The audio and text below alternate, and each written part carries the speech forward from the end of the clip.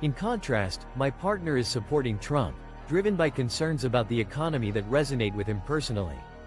The problem is, I fear that his choice could undermine my fundamental rights as a woman. How can I separate this from feeling personally targeted or attacked as a woman? Would a difference in voting preferences be a sufficient reason to end a relationship? My wife hated my dinner, so I killed her. AITA? This sub sucks. Every popular post is someone dealing with a clearly fake or so obviously not an asshole position. My husband cheated and I wasn't sure if I liked him anymore. AITA? I cooked mac and cheese for M. My wife gave my dinner such a scathing review, and in that moment, I took her criticism a little too seriously. Was I in the wrong? This sub has really lost its touch. Every trending post seems to feature someone struggling with a situation that's either fabricated or incredibly obvious in its lack of moral ambiguity. Should I stay with my partner after they cheated and I still have lingering doubts about my feelings for them? Am I the asshole? My significant other asked me to cook their favorite meal, but now they want to pursue a romantic connection with someone I consider a close friend. AITA? My partner has a habit of letting our pets escape at night, and when I asked them to stop, they claimed it wasn't a big deal. Did I overreact by calling them out on their behavior? Where are the genuine examples of people being selfish or cruel? This account has clearly fallen short of its original purpose. My Jewish roommate is telling me I'm not allowed to use the oven for my food in the apartment we both pay for. He then calls me unreasonable for being upset and feeling disrespected because of it. My Jewish roommate is telling me I'm not allowed to use the oven for my food and tea. A conflict over kitchen space. I'm sharing a living space with a roommate, and it seems we have a disagreement about the use of our apartment's appliances. He recently informed me that I'm not allowed to use the oven for my own cooking, claiming that it's his decision to make as a co-tenant. He then proceeded to call me unreasonable for feeling disrespected and upset by his announcement. However, our apartment came with the oven, and it's not a personal or exclusive item belonging to him. The rent we pay for the apartment covers the use of its common spaces and appliances.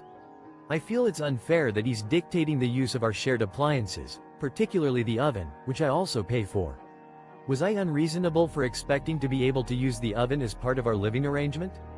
Edit. I should note that I have not brought any strong-smelling or messy food into the apartment, as my roommate claimed. I believe our apartment's layout and ventilation system are sufficient to handle the occasional cooking of a meal. Update. I've been trying to communicate with my roommate about this issue, but we haven't reached a resolution yet. I'm hoping to find a compromise that works for both of us. TLDR: Uber drivers can't file class action lawsuits, so 12,500 drivers filed individually for third-party arbitration. Uber: you may not sue us in a court of law, you must take all complaints to third-party arbitration. 12,500 drivers, hold my beer. A class action lawsuit would mean ride-sharing drivers face arbitration hurdles when filing grievances. Uber mandates that all disputes be resolved through third-party arbitration rather than a court of law.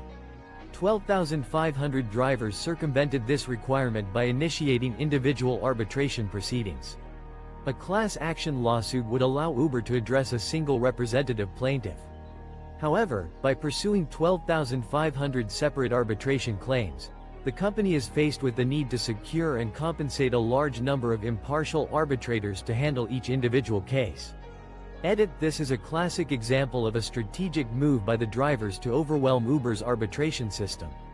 By filing a massive number of individual arbitration claims, the drivers put the burden on Uber to handle and compensate multiple arbitrators. Update. Uber has not commented on the matter, but it is clear that the drivers have effectively subverted the arbitration requirement intended to limit their ability to pursue claims in a court of law.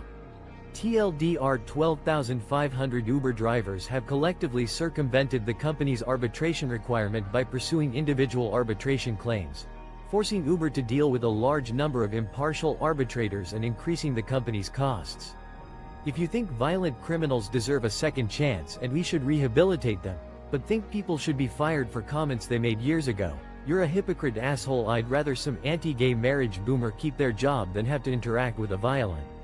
If you advocate for giving a second chance to violent offenders who can be rehabilitated, yet believe that people should face employment consequences for past, seemingly minor, comments, then you embody hypocrisy. The possibility of a prejudiced, older person retaining their job, albeit with limited interaction, is more appealing to me than having to encounter a violent ex-convict at the local grocery store. If these violent offenders cannot maintain a non-violent lifestyle without extensive reintegration efforts from society, then perhaps they should remain incarcerated. I hold little concern for their potential for redemption, especially given that their past victims were denied the opportunity for reparation. My estranged family asked me for money. I haven't seen or talked to any of them in 23 years. They disowned me for being gay when I was 17. Now one of my brothers and one of my sisters called me because the family business is bankrupt and my parents are in danger of losing their. A distant family I had long severed ties with came knocking on my door, seeking financial aid. It had been a staggering 23 years since I last laid eyes on or spoke with any of them. Their decision to disown me at the age of 17, based solely on my sexual orientation, still lingered in my memory like an open wound. Recently, I received a call from one brother and one sister, informing me that their business had fallen into financial ruin and my parents were at risk of losing their home. They implored me to bail them out, suggesting that, as the spouse of an ophthalmologist, I possessed the means to do so. Their suggestion left me in stitches. Responding with a blunt and assertive rebuff was an intensely gratifying experience, one that allowed me to assert my long-standing boundaries and reiterate my independence. It's been over a week since I posted, but we have been looking for our own place together since the lease on the current place runs out soon. I went to my GP and got a mental health plan. Navigating a changing dynamic. It's been nearly 2 weeks since I initially shared my concerns about my parents' unconventional relationship and our living arrangements.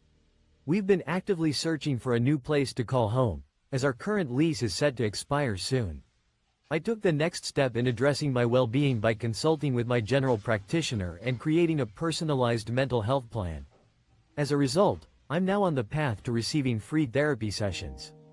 This newfound support has allowed me to make significant progress in a relatively short period, especially considering my decision to distance myself from my parents. I'm cautiously optimistic about the future and the possibilities that lie ahead for me and my partner. I can only book over the phone? Okay, super short one.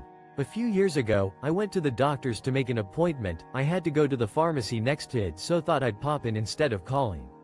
Receptionist tells me they can't take walk-ins. I didn't want an appointment. A bit of irony at the doctor's office. Recently, I paid a visit to the local doctor's office, primarily to visit the adjacent pharmacy.